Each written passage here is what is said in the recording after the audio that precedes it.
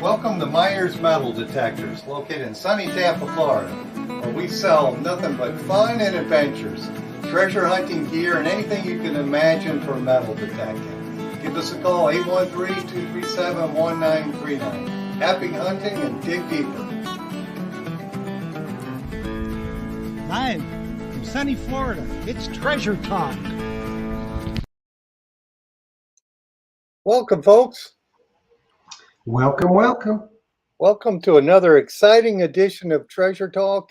And tonight's show is going to be a great one, of course, because this gentleman who's going to be on tonight will show you that treasure is found and people find it all the time. And he's got one impressive story. So we're going to have fun with that, aren't we, Jeff? We are indeed. We are indeed. Of course, we usually have fun. Yes, we do. If we can't have fun, we got to be out there going detecting. All righty, I guess I better get started then. Of course, today's show is brought to you by your friends at Myers Metal Detectors, where we sell fun and adventure. And the views, thoughts, and opinions expressed by Treasure Talk guests and members belong solely to the guest and member, and not necessarily to Phil Myers, Jocelyn Myers, Myers Metal Detectors, or Jeff Moan. And the purpose of Treasure Talk is to promote the hobby of metal detecting and treasure hunting, and to educate our members in a fun, informative manner. And that's yes, indeed. Yes, indeed. And I just want to say something real quickly. I'm glad a whole bunch of people I see in the chat.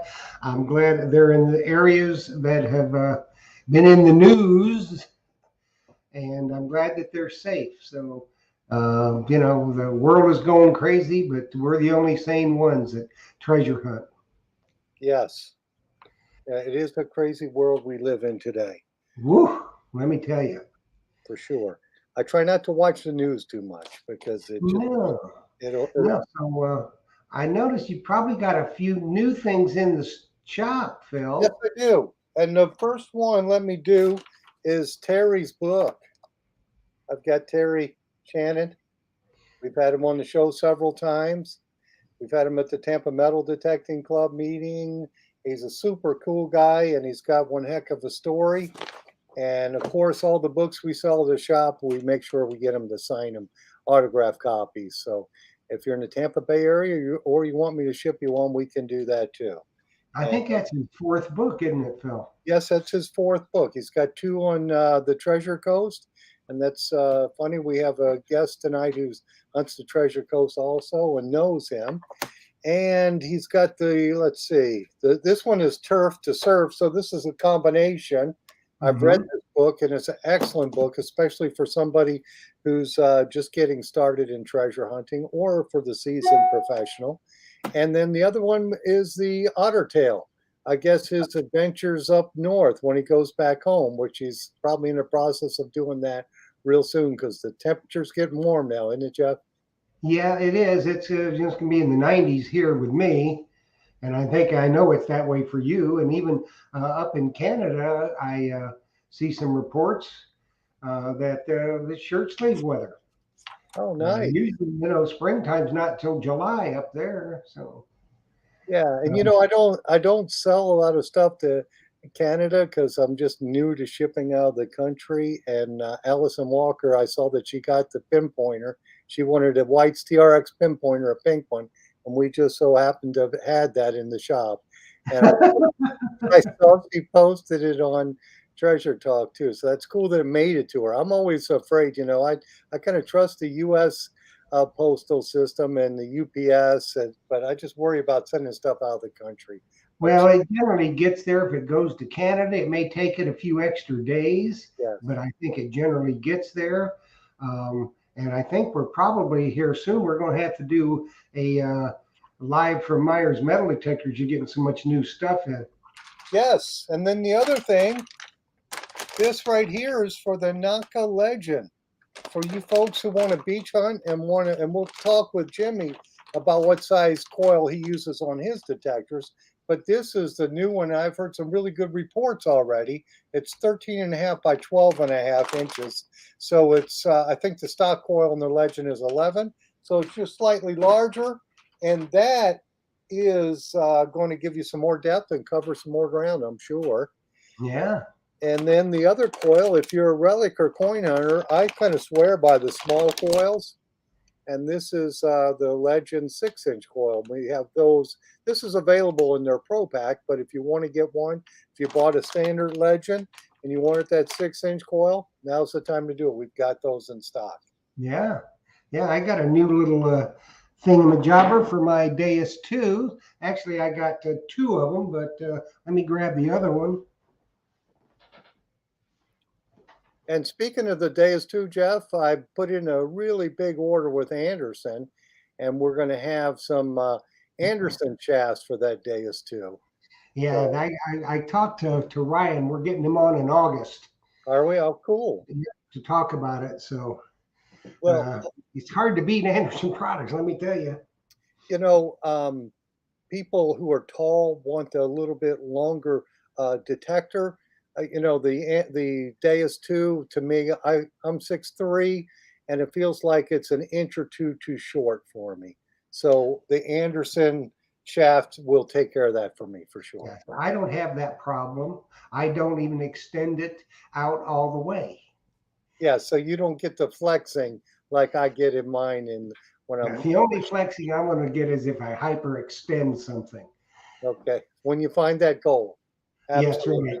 So this little thing I just ordered them, and we're going to check and see if we can't get them in the shop, is from Detector Doodads.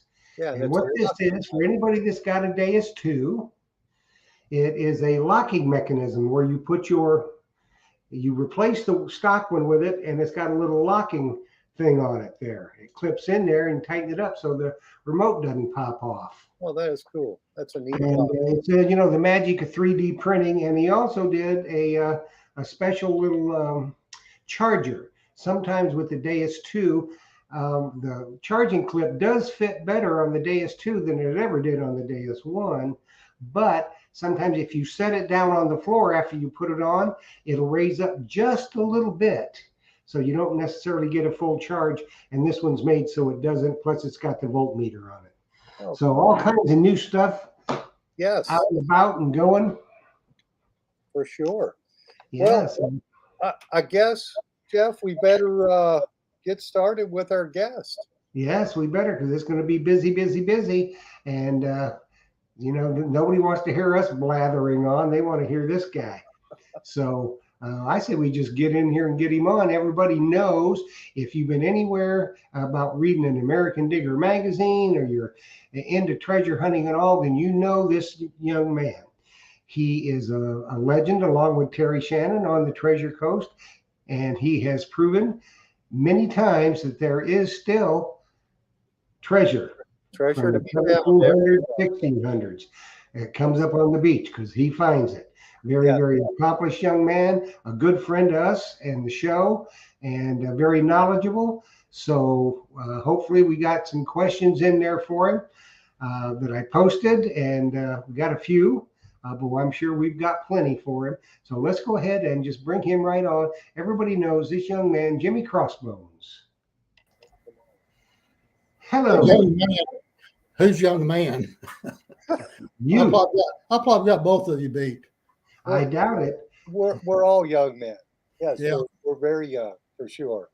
So welcome, Jimmy. We're glad you're on the show, and we've had you on before, so we still have a lot of questions people asking. The number one question I get, because I show them that magazine a lot, because people ask me, do people still find gold? I said, sure, look at this magazine. This was found by Jim Tibbetts. And they said, well, where did he find it? I said he found it on the east coast of Florida. That's all I can tell you. Yeah, right. I'm sure you get questions of that. Where were you at? But I mentioned it can be found anywhere. From Sebastian up to Melbourne, where Terry lives at. Yeah. First of all, thank you for having me. I get that question quite a bit, as you probably know. And I just, I said, Florida has 350, 60 miles of East coastline. Anywhere you go up down through there, there's been treasure been found. Yeah, you have a chance of finding it for sure. Have a good chance. Yes, and yours, of course, was from the 1715 fleet, correct? Yep, yep. Matter of fact, the coins, the gold scooters I found is clearly marked 1712. So I mean that would be the carryover for 1715. Mm-hmm. Yeah. See, Phil, there you go. You always ask that question to every guest, and you know the answer. He's Yeah, got more than one. yeah. How many did you find? Uh, oh, Actually, I found 13 gold scudos. 9 of them was two scudos, and 4 of the 8. okay, awesome. Now, have you? I asked people this, but I know you found those coins. Had you ever found a U.S. Gold coin on land hunting? No, believe it or not, that's top of my bucket list right now. Oh yeah, yeah. Yeah, I Well, think that's going to be a little harder to do, but maybe yeah. not. I think it's hard because there was people didn't lose money like that. The shipwreck stuff I can understand, but we're going to have a hard time on land finding the gold coin. I mean, I've seen them found, but I've not found one either. So we're in good company. Yes, indeed. Yes, indeed. I have not found one. Even in England, I didn't find one. Not Well, yet, anyway. We got not No. yet. found. So this question I get a lot: which detector do you use? Okay, as long as I'm looking for gold, silver, shipwreck, I mainly use the CTX, MineLab CTX 3030. And that's the machine I found all this treasure with. Uh, kind of give you an idea, I started out, just beach combing down through there. And I did have my stock coil on when I first started finding the treasure.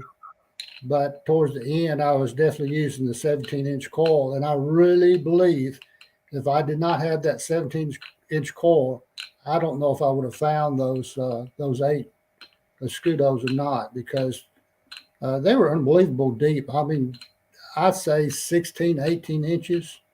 Wow. So they were really, really down in there. Right, and an 8 Escudo coin. That's a big coin. So That's a big coin. You want to see one? yeah, go Sure. ahead. Let's see it. I don't know if I'm holding it up right or not, but Yeah, you're doing good.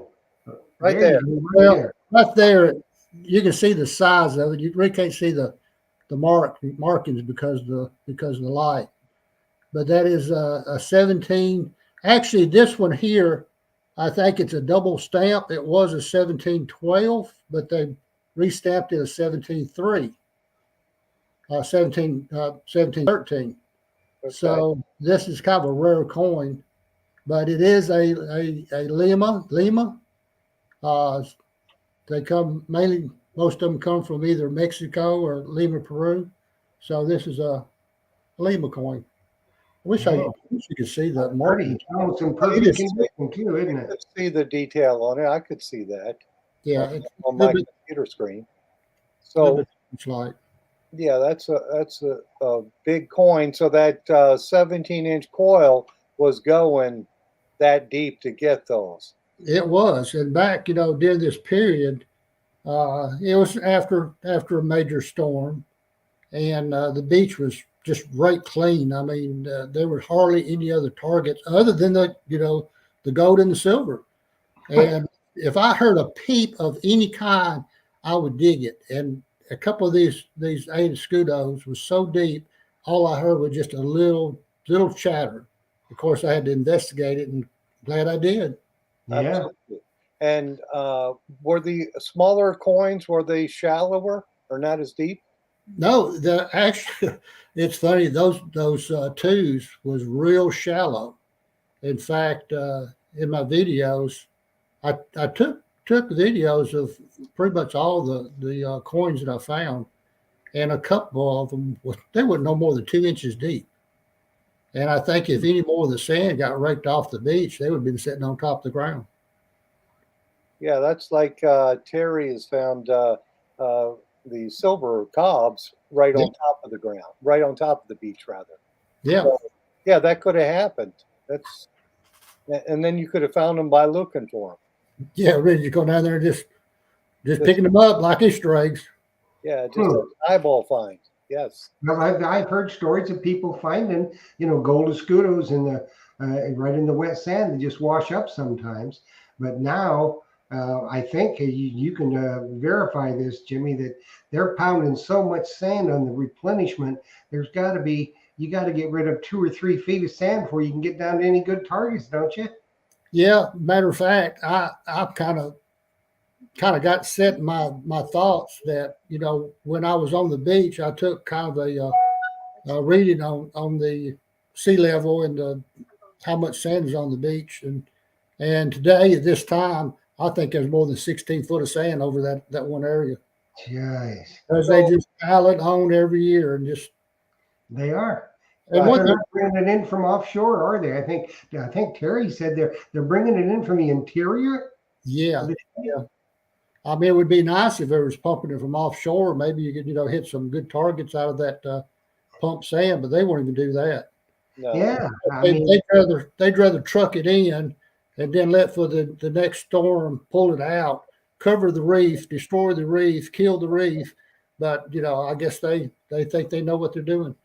Well, obviously they don't, because the sand they're bringing in from the interior is not even good beach sand. No. And it's a lot of dirt in it. Yeah, the area that you're hunting or were hunting, the storm event was a winter storm, correct? Right, it was. Okay, so a lot of folks think you have to go over during a hurricane or right after a hurricane, but I think you have an easier time getting on the beach, don't you, during the winter?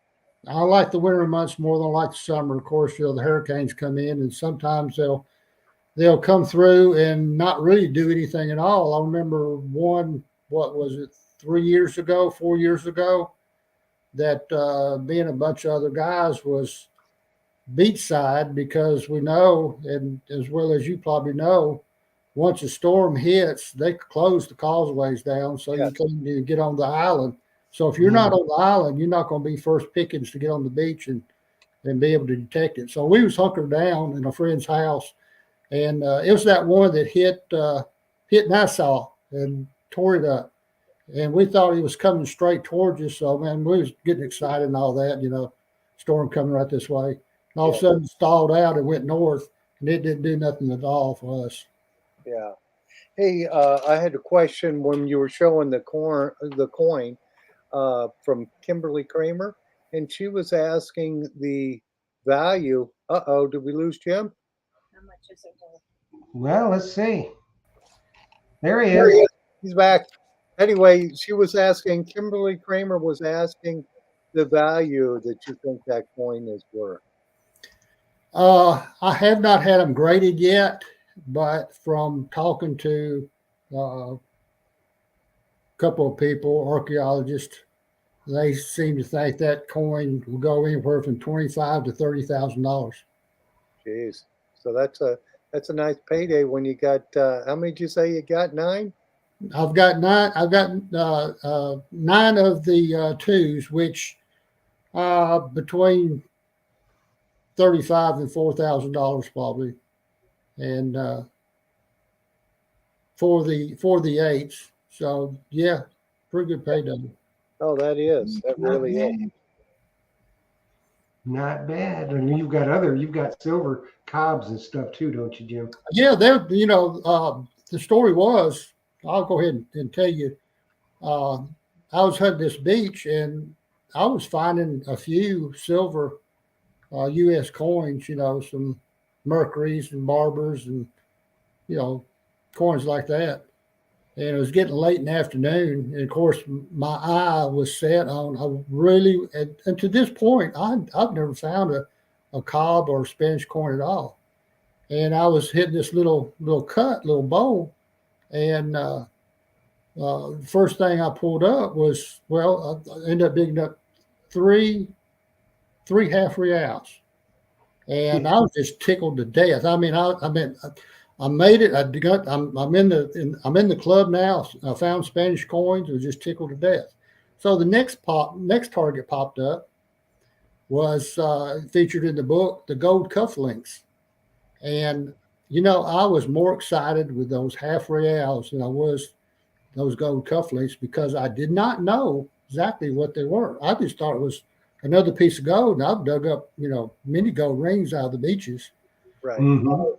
I came back, and called a friend and told him what I found. And he said, well, that could be something real good. He said, you need to go back that place and hunt it hard, which I did.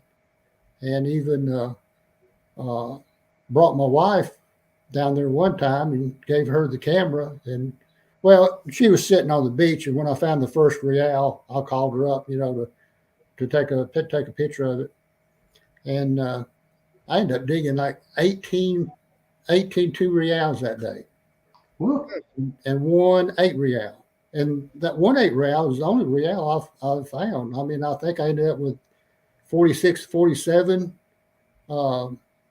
silver cobs, but well, anyway, I continue. Of course, I wasn't going to leave that beach. I took her home and got my boots and went back down there and hunted a little bit time at night and ended up finding 3 or 4. And it went on for about a week. And of course, we got into the gold 2 escudos and hunted and came back out and went back another time and had a friend with me. As if you've seen the video, you might have guessed who that was, but we'll keep that under wraps because I don't know if you really wants that information out or not. But anyway, he was scheduled to go somewhere else the next day, and he did get on some. He found 6. I found 6 that day. So, man, 12 gold scudos in one day. I mean, I don't know anybody in the metal detecting world that's ever done that. I mean, that was just unreal at that time. What's So- unreal this time? Yeah. It's still unreal. It's still probably a record for that, for beach hunting, maybe even for diving too, off the coast. I'm not Well, I think, yeah. I mean, the diving part, you got to go back to, I think, 2015 where they found that 300. yeah.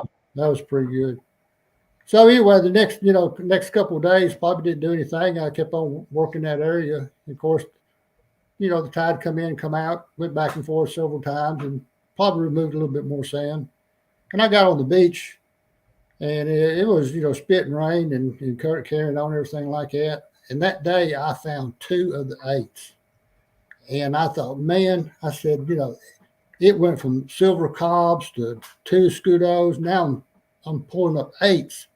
So I thought to myself, man, this is going to be great. The next day was my birthday. And I thought, man, I'm going to get to come down here and find a gold coin on my birthday. And the reason I'm saying this, because a lot of people ask me, well, why didn't you stay there longer? Why didn't you, camp out there? Why didn't you, continue hunting? Well, anyway, that day I found the 2. The next day was my birthday. Unfortunately, I got a call that night that my mother passed away. So, of course, I had to drop everything and go back up to Tennessee. And by the time I got back, it was already sanded in, and that was it. You got to be there when it happens. And I'll be the first to admit, man, I was just in the right place at the right time. I mean, I'm no better than anybody else out there. I was just there. Yeah, I was just there at the right Well, place. that's it, especially down on the Treasure Coast. You got to be there. And Terry says this all the time, as do you, Jimmy, and any of the other guys that hunt the Treasure Coast a lot. It's, you can be there for 4 months and hunt every day, and the conditions aren't right, you won't find anything.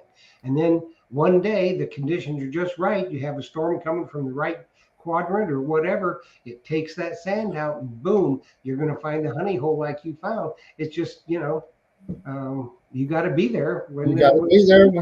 Yep. If you're not there, you're not going to do no good. So let's continue talking about the equipment you use. So you use the CTX 30. Any other detectors? Well, since then, I have picked up a Equinox 800, and I really do like that machine. I do a lot of water hunting, so I take that in the water. although I have, gone through two machines, they seem to drown out pretty easy. Yeah. But lightweight and hunting the beach, I'm getting on up there. I don't want to swing that 30-30, especially when you're using the Equinox, and it's probably what half the weight that the 30-30 is. Especially when you put that 17-inch coil on there, I have to have a harness, to even Right. even, To swing. Yeah. yeah, I was Yeah. going to You ask. never end up with an arm like Popeye the Sailor. yeah, yeah. But yeah, that Equinox, that's a real good machine. And I really enjoy swinging it and gotten fairly used to it. Right. Now, had you seen any of the new products out, the Deus 2 or the Naka Legend? Yeah, the Deus 2 is really on my list. I do a lot of relic hunting up in Virginia, Mississippi, Louisiana, North and South Carolina, and a couple of times I went to Virginia with some friends, and they pulled out those Deuses, and they just eat my lunch. Even with a 30-30, I don't know if I was just having a bad day or what. I said, I'm going to fix that. I'm going to get me one of those Deuses one day. Yeah, And well, they come out with waterproof, and Yep. with the way the Equinox is drowning out, I think I'm gonna let John play with his a little bit more and see how he likes it, and a couple other guys that I know that's already got them, and they really praise them. You know what they tell me the most thing they don't like about the Deus 2 on the beach now? It goes too deep, and they Yeah. do all that metal strap and everything. I We just come back not too long ago from me and a couple buddies, the Mumbles man and I both had our Deus 2, and our other friend had his Legend. And I have to tell you, I dug a dime 28 inches deep.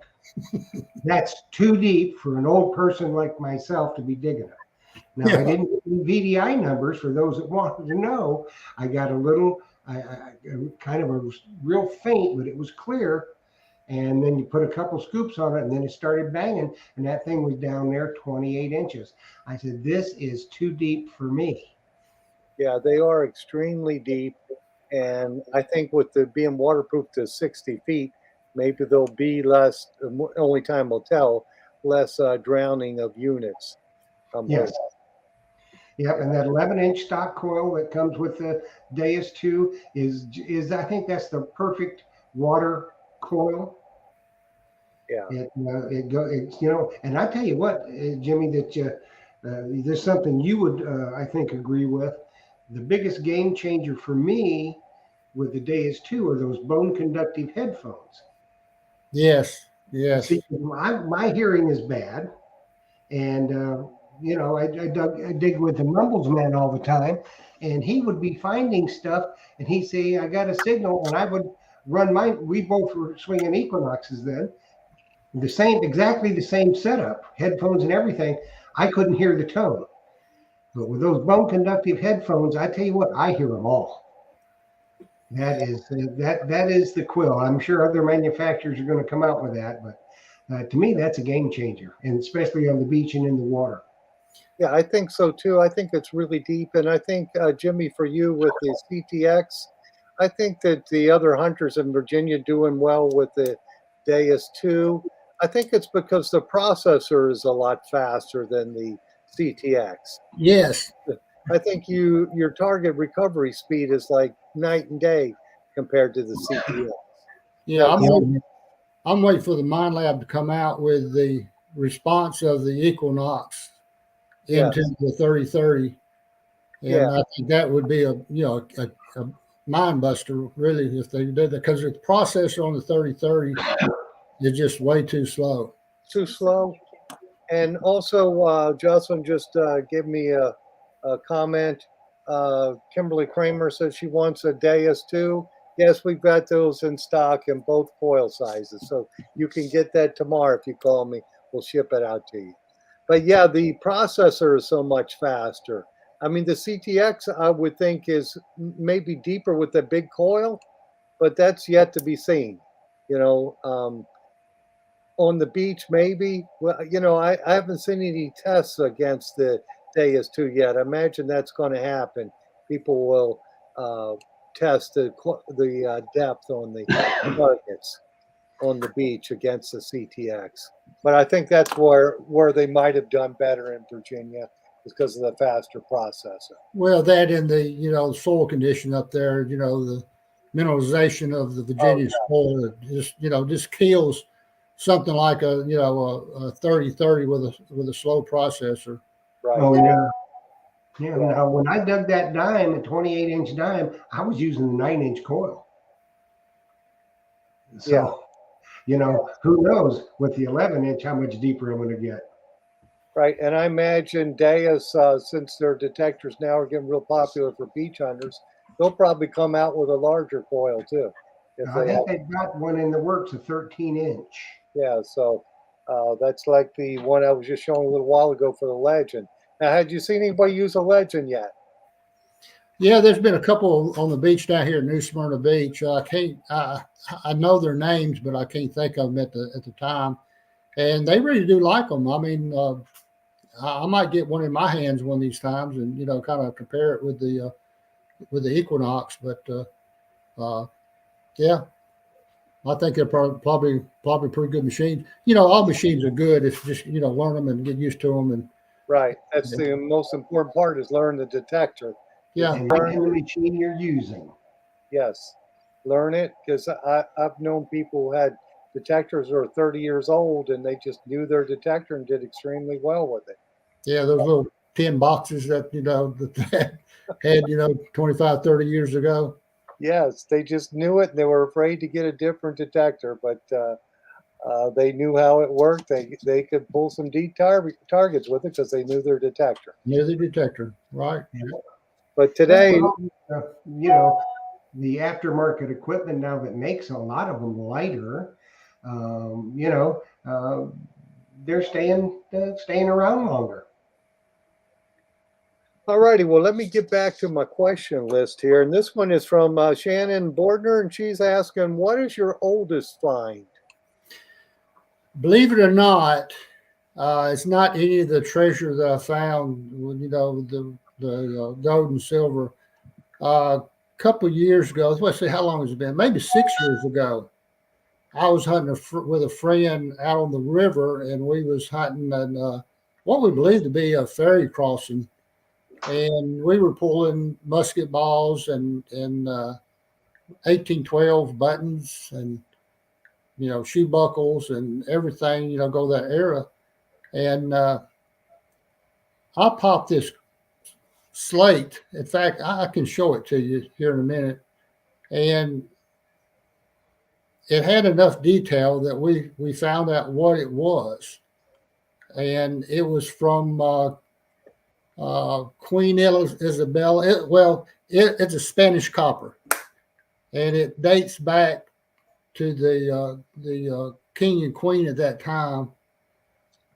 Believe it or not, 1474 to 1505. So I mean that is my oldest coin by far. And you think of it, that's before Christopher Columbus or the so-called discoverer of America, anything like that. But the thing about it is, it's been holed 2 times up at the top, where I really believe probably a Spanish sailor was probably wearing that when he lost it. So no telling how long he had that coin, but he lost it because one of the holes had worn through, and that's probably what happened to it. I can show you that coin.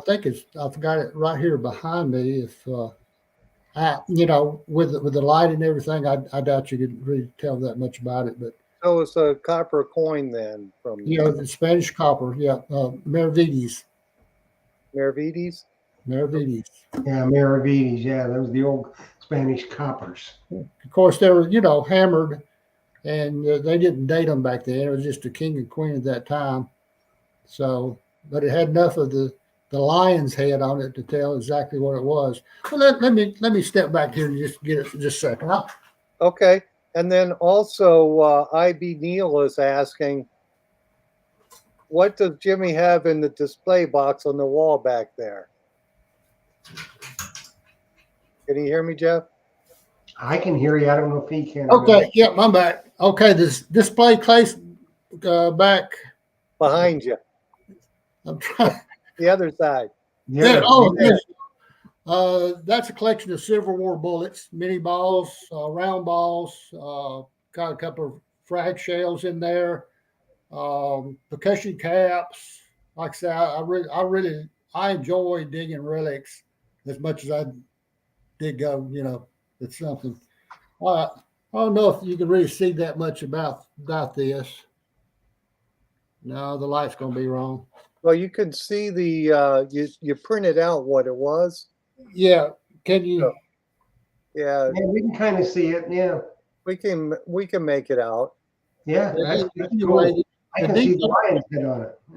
Yeah, the lion's head on it. Of course, this is the picture, and of course that's the coin up there. But Right. yeah, I mean it's my oldest coin, and I've put out there a couple of times. I believe it could be the oldest coin that ever been found in Florida. I don't know. Yeah, Nobody, very well could be. nobody said anything any different, but 1474. That's pretty old. Yeah, it is. I will Um, tell you, yeah. I've heard of some older coins, and I actually saw it on the news here in Tampa. It was found over in St. Pete, but I have some thoughts on why they were over there.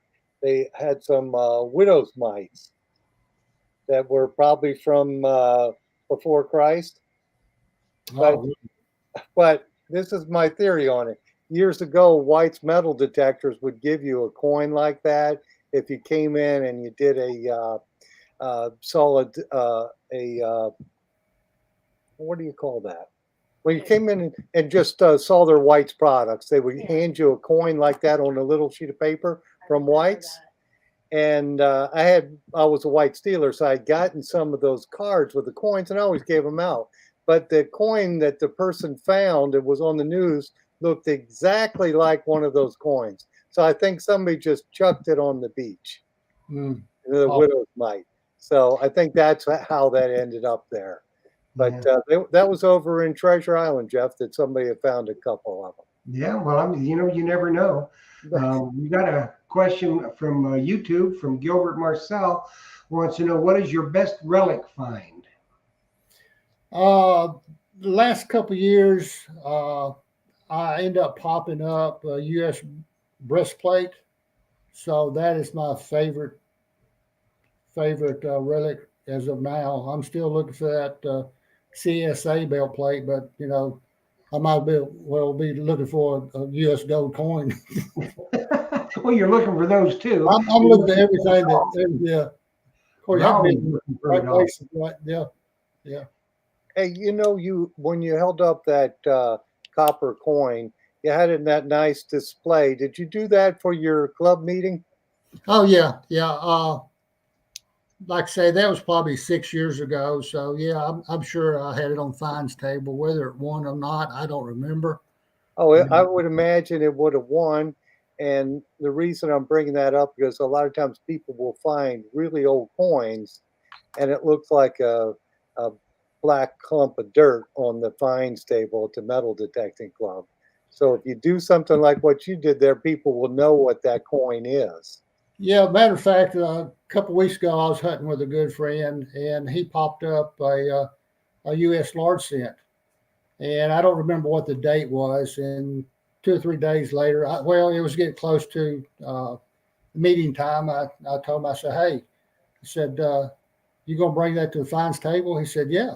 I said, "What are you gonna do?" He said, "I'm gonna put it on the fines table." "Are you just gonna plop it down on the fines table, and like that?" I said, "What you need to do, go to eBay, and find a picture of that same coin, run it off on computer, a copy, and sit that with your coin."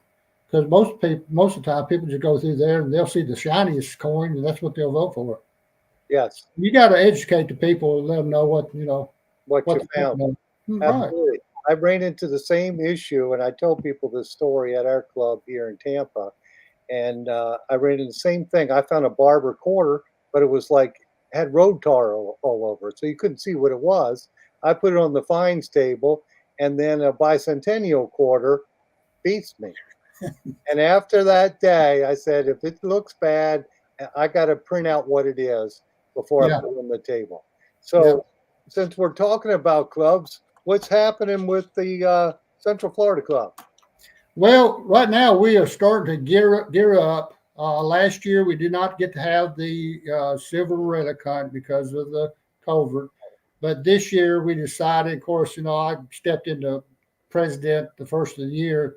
We really didn't have time to do any planning for a spring hunt, so we're going to do a fall hunt this year, and it's going to be on October the 8th, and it's going to be a new location. It's down in DeBerry. So you can go to the Central Florida Metal Detecting Club website and get all the information about that. You can go ahead and sign up. The sign up is $149 to a certain point, then it goes up. But we're going to cap it at 200 people because of the area that we've got for a new hunt field. But this hunt is going to be fantastic. I mean, I know everybody says their hunt is going to be great and everything like that, but I've been to several different seeded hunts, and I've got where I learned, the in and outs and everything like that. It kind of explain to you what we're planning on doing. And we're going to have 4 hunts. We're going to have first is going to be a warm up hunt with cash money, and then we're going to have a relic hunt. And I'm kind of in charge of the relic hunt since I like relics so much.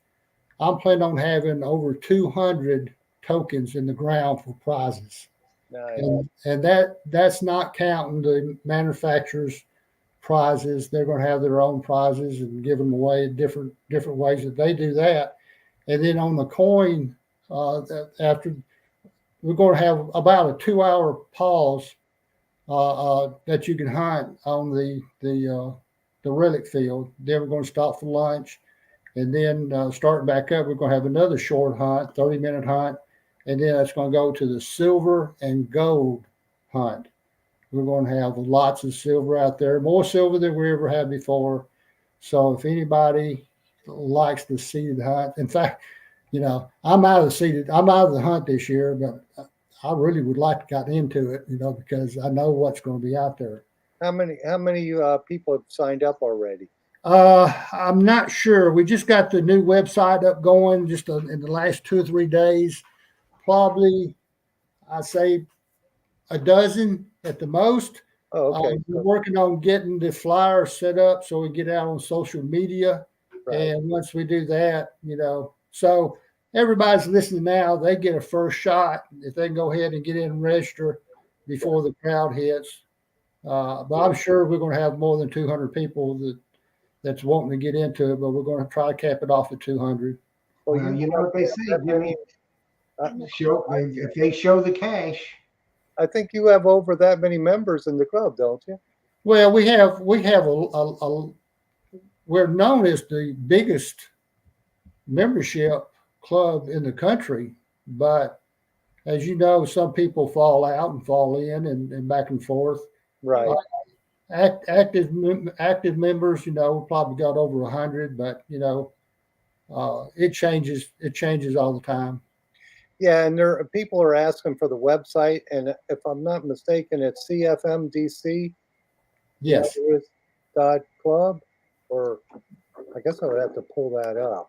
Well, I think you can either pull it up either way, or just Central Florida Metal Detecting Club will probably come up with something. But Google that. And I was at one of your previous hunts, and that was a big hunt there before the COVID started, and that was a lot of people there at that one. I think that last one we had, it was over 230, if I remember right. Yeah, it was. Well, I mean, one of the reasons we decided to move it is because if something else was to pop up in October, November, it probably started in October. The county and state parks, they shut the. Oh yeah, they shut everything down. You can do a hunt like this, you have to think about some possibility of that. I think we had money already sent to us for the hunt last year. We had to send it all back, so we don't want to go back into that again. Right, it's too much extra work, and That's like our club. We were in a Hillsborough County Rec Center, the Tampa Club was, and they shut that down. We're lucky we're still around, but we're back at it, like your club is back at it. And our meeting is tomorrow night. We've got KT and Sid Jones coming from Atocha Adventures to the meeting tomorrow night. And that meeting is at the Coincopia building on, I don't know the address, but it's on Fletcher Avenue, or it's on Central Avenue, just south of Fletcher. Can't miss it. And they can go to wsas.club and get the exact address, and the time is 7 to 9. Or call me at the shop tomorrow, either way. But it looks like Jeff's busy over there. He's got the banner rolling, so that means somebody's going to be happy tonight. Yes, indeed. We are going to be giving away tonight one of the brand new 3X MindLab Equinox electric blue carbon fiber shafts for MindLab Equinox, provided by Dima over at CKG Scoops. And CKG Scoops, Phil does handle them in the shop, and I think he handles these detector rods in the shop as well, so it's good quality, and we thank Dima for that. And I have got the names drawn, so get ready. And what you have to do is, once you hear your name called, and only if you hear your name called, you have 3 minutes to either text or Facebook Messenger to the phone number scrolling across on the crawler. You'll see it's my phone number and Phil's phone number with your name and that you are here. Then what you must do to receive your prize is you send an email to treasuretalkshow@gmail.com with your name, address, phone number, all the pertinent information. And then we'll get it right out to you. So get ready, because we are going to draw, and it's 7:47. So at 7:50, we're going to draw another name if you haven't responded. So Dave Seiler, if you are in the house, you won a detector shaft. You got 3 minutes. Dave Seiler. All right, Dave. Yeah, so Dave. Welcome, Dave. Okay. So let me keep going with my questions here. Now, first, let's go back to the club. So your meeting on Friday night. When is your next meeting? Next, well, we just had our May meeting last Friday, so be June second Friday in June. And I don't really know what the date is, but you're probably looking it up now, aren't you? No, I wasn't. Jocelyn just handed me the phone saying Dave Seiler is here. Yeah, Dave's there. And he needs to do the email, and we'll be good to go. And I just understand something here, Jimmy, from a friend of ours, Dan Backhouse with Barnwood Barbecue. I think aren't they going to be at the Central Florida Hunt in October? Yes, they are. They're going to do the catering for us. That's some good eats there, son. It is. I like barbecue. Make you slap your grandma. It's so good. Okay, so Jeff, remind Dave what he's got to do, if you don't mind, real quick. Okay, Dave, what you have to do is you've got to email your name, address, phone number to treasuretalkshow@gmail.com and tell me that you were the winner, and then we'll get it sent out. Awesome. All right, so let me keep going down my list so I can get all my list checked off here. This question's from Tim, the Mumbles Man Naylor, and he's asking, what is your most unusual find? Uh-oh.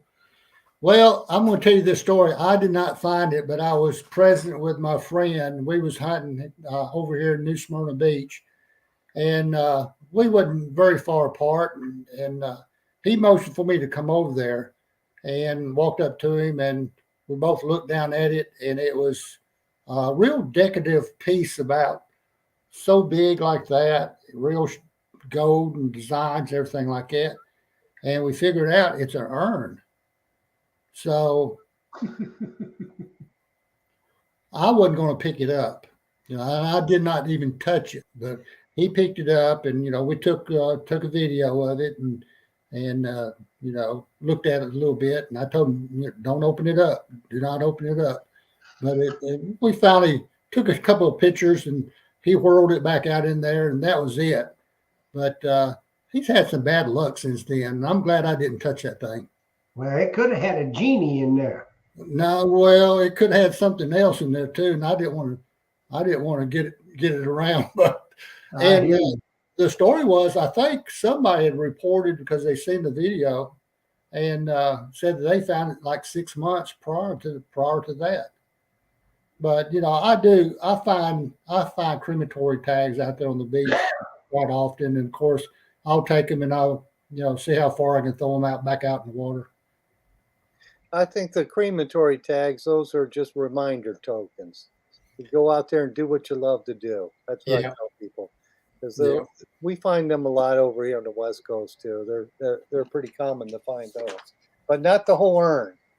Not the whole urn. That was the first one of those I ever seen. It was, you could tell it somebody spent some money on that thing. Mm-hmm. Yeah. So I did hear too that most of the the urns that people take out to the beach, and scatter the ash in the water, they do have those crematory tags down the bottom of those urns. Right. And that's probably how come we find so many of them. Yeah, because people want their ashes spread on the beach and in the water. Yep. And that's why we find them, because they dump them out. I don't think they know the tag is in there. Yeah, I don't think they do. Yeah. Yeah. And it's probably an identification tag for the ashes when they're doing that at the crematory. So, all righty. Well, let's keep going down my list. So right now you're using the CTX and the MineLab Equinox. That's correct. Yep. Okay. And now, do you hunt a lot in the water with your Equinox or the CTX? Which one? Well, I got where I changed back and forth because different issues come up with different machines, and you got to baby those things quite a bit. Yes. The trouble I'm having now is with the Equinox, the headphones. The Bosch headphones, they seem like they don't hook up very good. And then, of course, you tighten it and loosen it and retighten it and everything like that. So now I'm back to the CTX, but I've drowned one of my CTXs. Got water into the battery and fried it. So I'm always leery when I get in the water, but I'll hunt neck deep if possible. Yeah. But I'm always worried about those machines going off. That's the reason I've got 2 CTXs and I've got 2 Equinoxes, just in case one blows up. I'll have a backup. Yeah, you got a backup. That's important. Well, Jimmy, I think Phil will gladly trade you a Deus 2 for one of those Scudos. I bet he would too. That may be a good trade. Even Steven. Even Steven. I will. I've got 2, so I'll gladly. The golden Scudo for the Deus 2. That would be a good trade. Yes, I would do that tonight. I'd go down the shop and get it. Sure. Yeah, I bet you'd even bring it to me too, wouldn't you? I might even drive over tonight. Yes, I would. Oh goodness, that was a good one, Jeff. Really I'm just trying to help you out, guys. But with that CTX and with the MineLab, you just got to be careful with them in the water, especially the CTX with the battery seal. I tell people, because I sell quite a few of those still, don't take the battery off at the beach. Wait till you get home, and then every time take it apart and make sure that seal is clean. No grit got into it, because I think a little sand gets in it, and then it's going to leak water on that little gray seal in there. Yeah, I think I probably got paranoid. What I do with mine, I take the seal out, take a little brush, make sure there's no grit, sand left in there, and I even went as far as taking some diver silicone, and try to put a little on that gasket and put it back in place. Well, I'm thinking maybe last time I did it, maybe I put a little bit too much silicone and that created a cavity or something and leaked in. But my oldest 3030 is probably, God, when did they first come out with those? 13 years ago? Yeah, it's been a while. It's 13 years old, so it's the connectors are probably starting to wear down a little bit and not as tight as they once was, and that might be the reason it was doing what it was doing. Yeah. Yeah, I still got my CTX, and I like it. The only thing I don't like about it is that thick shaft for pushing it through the water. If you're hunting in shallow water, it's hard because the thickness of the carbon fiber shaft that it has. If that Yep. was thinner, it would go through the slice through the water easier. Yeah, yeah, probably right. I never thought of that, but that's probably correct. Yeah. We Hey, got a question from Chuck Martin off YouTube. He wants to know if you can hunt in the water and the wet sand from Sebastian South. There's area down through there you cannot hunt in the water because that is all contractor leased area through there. Uh, Lucky enough, I'm got a small portion in the Queen's Jewel LLC. If I did find anything in the water, I had to turn it over to them. But all this that I found was in between the low tide and the high tide, so all that was clear. so that was all yours. And did you have to report that to anybody? Well, matter of fact, we did, and I was worried for the longest time that something will go wrong. Florida will be knocking on my door, wanting to take everything like that. But because we took the time and GPS everything that we found, we had proof where we found it, and it was in the sand and not in the water.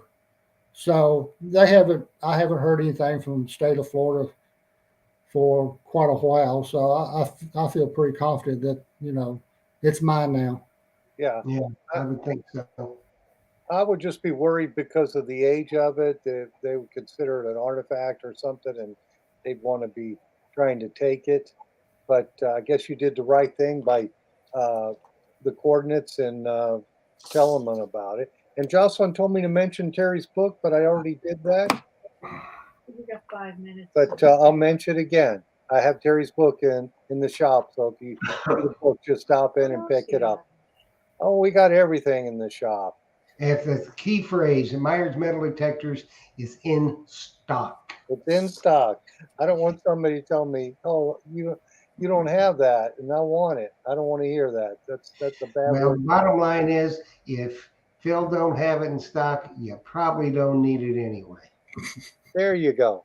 And we've got the CTX 3030, and even got the big coils for it. I think we have like 3 coils for that detector. The same detector that Jimmy uses here, and also the one that what's that guy on the Curse Oak Island? Gary Drew. Gary Drake. Yeah. He's got a funny swing on that TV show. What are your His hours, Phil? his swing pattern is a little funky, but Well, he's he says it's that Saskatchewan air. oh, that's what must be. It's a little thinner than it is down in South Florida, Yeah. or something. So what's coming up next for Jimmy Crossbones, Jim? Well, one thing I did want to mention while I was on the show, I got to promote my YouTube channel. It's Jimmy Crossbones. And if you want to run back about 30 videos back, I'm showing all the silver. And then the next video, I'm showing the clips I took when I actually found all the golden scudos. So promoting that, I've here lately, I've got to the point where my channel has been monetized. That's where I'll make money off the commercials. And I just want to let everybody know I'm setting up as soon as I get it set up. That money I'm going to donate to Wounded Warriors and also St. Jude Hospital. I'm going to do a monthly donation to both of them.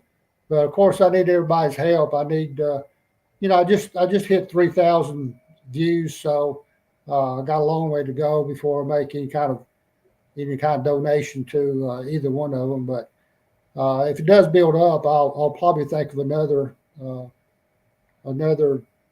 thing to put on the list for donation. I'm not going to make any money off of it. I mean, I think as of now, I'm up like $400. So that'll go pretty fast whenever you start to, donating it out. I Yeah, just want everybody to know, if they'll go to Jimmy Crossbones, like, subscribe, and leave a and comment share. that we met on, talked on the show. I wouldn't appreciate it. Okay, Yep, cool. share it. Yeah, so subscribe to Jimmy Crossbones then on YouTube for That's sure. right. And before, it looks like we're getting close to that time, but I've got a question here from Gerald Gannon. He says, "Is it true a ship was found south of Cocoa Beach? Do you know anything about it?" I don't know anything about it. No. Okay, so we don't know on here, but we'll find out from one of our members on Treasure Talk. Post that answer on Treasure Talks for us. And then a quick shout out to Mark Lindley from the UK. He must be up early over there for He's late. He's staying up late. he's staying up late. So Jocelyn says you have somebody on there from the UK. So Oh yeah. we we have people all over the world watching Treasure Talk. Yep. Well, it looks like it's that magic hour. It went by quick. Yes, it does when you're having fun, doesn't it? Hey, I can talk to you guys all night long. Yes, well, when we're talking treasure, we can talk forever. So, Jimmy, thank you, and hey, thanks for being the president over at Central Florida Metal Detecting Club. That's a big job, I'm sure. And thank you for doing that. Thank you for coming on the show with us, and thank you, Jocelyn, for handing me the questions, and thank you, Jeff, for getting this thing going. And Jimmy, if you can figure out how to do it, get all the information to me, and I will get it posted in our events section on Treasure Talk. And I tell you what, I'm thinking I might have to attend that hunt. So that'll be fun. Yeah, a lot of prizes. A lot Yeah. of prizes. It'll just be fun to go down there and see everybody. So, Jimmy, want to thank you so much for taking the time out and spending some time with us. I know everybody was just absolutely enthralled with the. If you could, you see the comments about the Scudos and all the good stuff that you found, and we thank you so much for coming and sharing with us. And we just hope that you come back again soon. For sure. I appreciate it. And yeah, there's some things that's coming down the pipeline that we can't talk about yet, but it's coming. Okay, Well, awesome. if we can help, let us know. We certainly will. For sure. Well, thank So, you. guys, Happy hunting. yeah, it is time. And if y'all are going to watch Treasure Tales on Thursday night, we're going to have it's going to be a show of shows. We're going to have Charles Harley on and all the quarter hoarder crew, Jason and Dog Tag Doug and all those guys. They're going to stop in. Teresa the Treasure Hunter will be here, and of course, my co-host that night will be the Diggin' Canuck. So we hope to see you then. That's at 8 o'clock on Thursday night, right here on Treasure Talk. And Phil, thanks, buddy. I appreciate you. Thanks, Jocelyn, for everything that you do. Jimmy, thank you so much for being our guest tonight. And everybody, we want to wish you a good evening, happy hunting, and dig deeper. Happy hunting and dig deeper, my friends.